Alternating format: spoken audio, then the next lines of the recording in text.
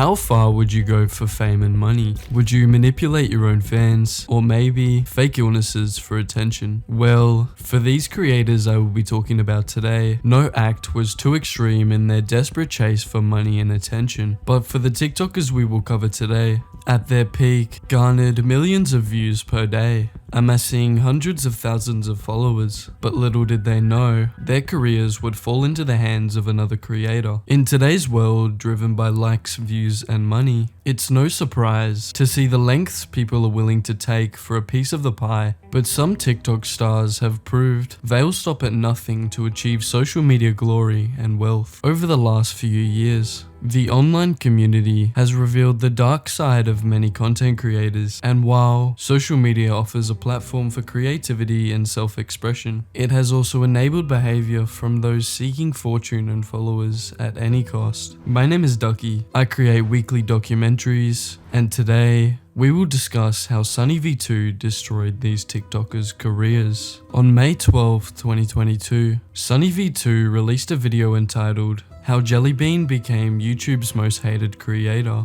detailing the controversial internet star's astronomical rise to fame. Issa, or better known by her online persona Jellybean, first popularized from the TikTok scene out of nowhere in 2021, despite starting her Jellybean YouTube channel only in October of 2020. But by early 2021, the 19-year-old content creator started rapidly gaining subscribers, but it wasn't due to her gaming skills or engaging content, but instead, Jellybean found fame through what many consider some of the most obnoxious, childish, and annoying short-form content on the internet. I'm talking about over-the-top cringe commentary, screaming reactions, and babyish voices and humor clearly aimed at younger viewers. Though the backlash was harsh, she powered through the criticism of her bizarre personality. In fact, by late 2021, she was ready to take things to the next level. But during November, Jellybean uploaded a video asking her fans to Photoshop her Minecraft character over their online profile pictures. High off this initial success, Jellybean pushed further by asking her army of followers to use the Jellybean Minecraft photo as their icon on every social media platform. Again, her audience complied, and her profile picture started appearing everywhere. This brings us to what many consider Jellybean's most irritating stunt. On January 7th of 2022, she uploaded a video announcing her intention to break the world record for the most comments on a YouTube short. She, along with other creators like Tiwi Shorts and Bees Sugar, started asking their followers to spam the shorts with this comment. It's not a mistake, it's a masterpiece.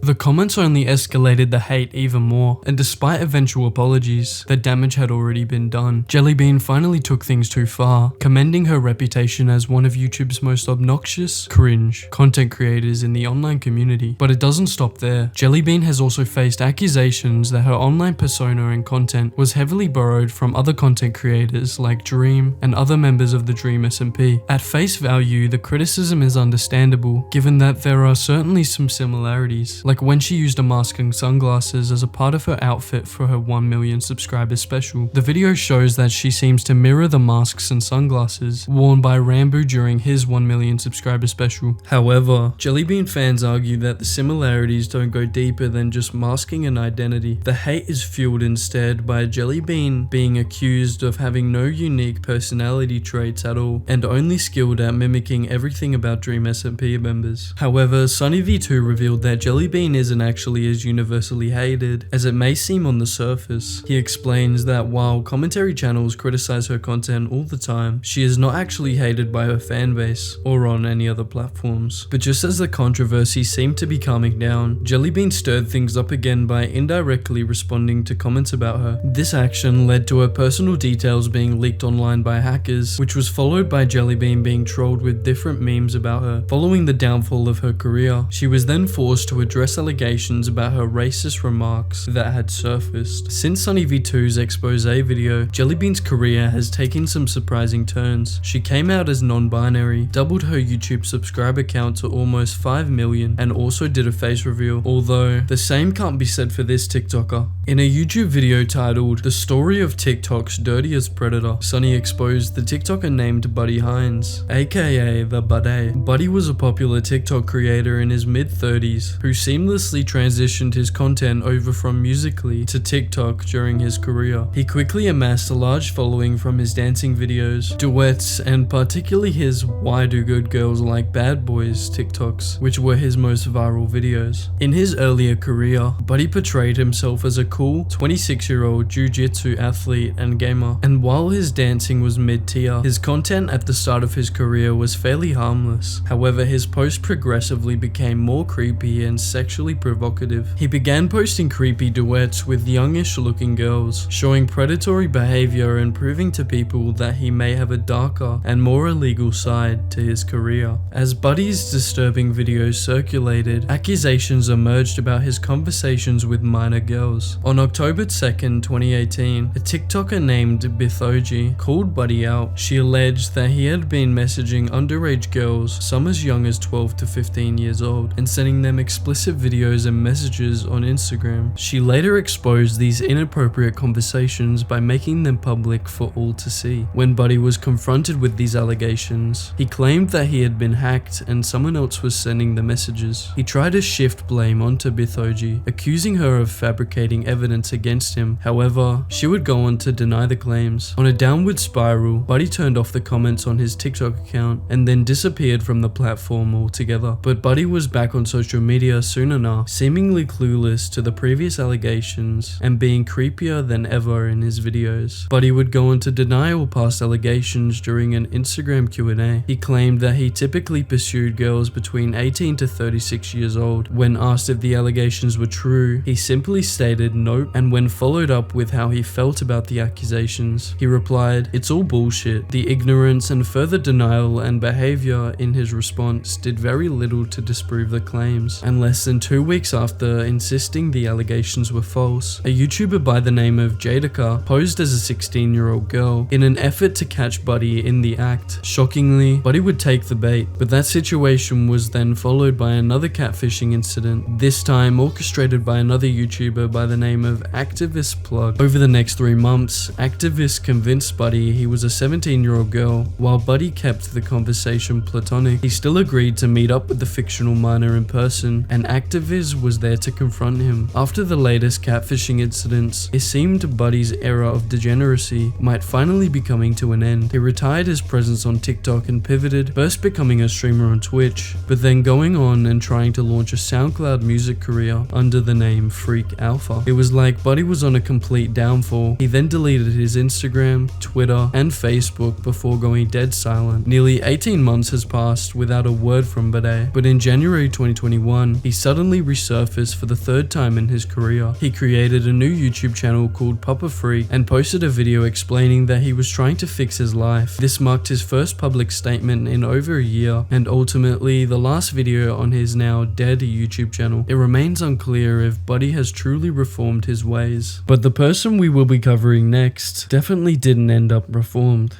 Emerald Rose, aka Ticks and Roses, had portrayed herself as someone with Tourette's syndrome from the age of 7. Due to uncontrollable verbal and motor tics, she has admitted life with Tourette's is challenging and decided to become a voice for marginalized groups affected by the condition. Her emotional videos quickly amassed her over 500,000 followers on TikTok. Through vulnerable on-camera breakdowns and updates, Emerald highlighted the daily struggles of living with Tourette's. This built a strong sense of community with fans rallying behind her, inspiring advocacy and support of her condition. However, things started to look suspicious when old videos surfaced showing Emerald tick-free for lengths of time despite her claims of constant, lifelong tics. The first red flag came when clips of an old Facebook Live from 2020 surfaced, showing Emerald speaking for almost 2 uninterrupted minutes without displaying a single tick. This stood out from her recent TikTok videos when she was unable to even form a sentence without having tics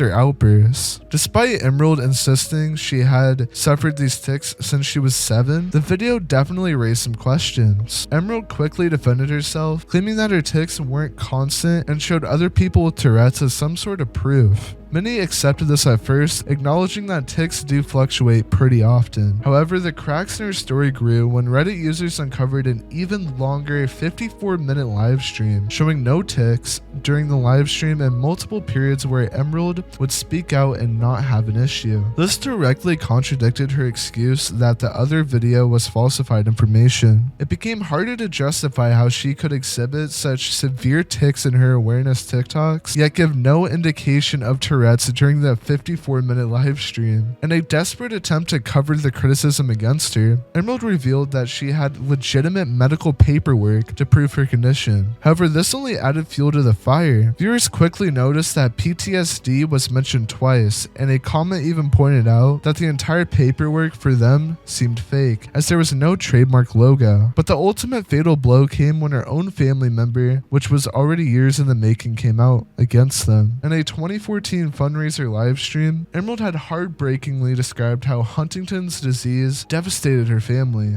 But now her own blood relative sister emerged real, living proof that contradicts Emerald's claims. On May 31st, 2021, a Reddit user named Jade4101 came forward claiming to be Emerald's sister. In her post, Jade provided a rare insight into Emerald's family life. While confirming elements of her painful past, Jade disclosed that although their family supported Emerald's identity, communication had broken down over the years, despite repeated attempts to reconnect together. Jade then further clarified their grandfather's real-life struggles with Huntington's disease. However, Jade denied Emerald's proclaimed history of childhood Tourette syndrome, disputing every claim. While not condoning the lies, Jade expressed empathy for her clearly hurting sister's deep internal turmoil. She closed by extending sincere apologies to all those harmed, clarifying that it was not her place to apologize on Emerald's behalf, pleading for privacy and respect. Jade offered to truthfully address any questions free of disrespect regarding her family. However, it was not until Emerald herself who ultimately confirmed the game was up. Commenting on the viral Reddit thread, she explained her side of the story and finally pleaded, "Please just leave me alone," which is as good if not better than an admission of guilt. A day later, her TikTok account Tics and Roses was deleted permanently, and 3 days after that, Emerald emerged on her business account with a video statement conveniently featuring 0 tics. She claimed that regardless of having an official diagnosis, the relentless bullying had forced her to stop Tourette's charity work. Although she continues to promote her yarn dyeing Instagram business, she has notably kept her face off camera since the Tics and Roses controversy, perhaps learning from past mistakes and moving on. But while social media has opened up positive creative outlets for self-expression, it has also enabled disturbing behavior for some creators. From faking illnesses to manipulating fans, these TikTokers went to questionable lengths for attention. But here are the hard-hitting questions. Have they really learned their lessons and moved on? Or is it all a gimmick to front the selfish nature of these creators? Let me know your thoughts down in the comments. And if you're new to the channel, consider subscribing and leaving a like. And if you're curious to know the victims of Logan Paul, click the video on screen now.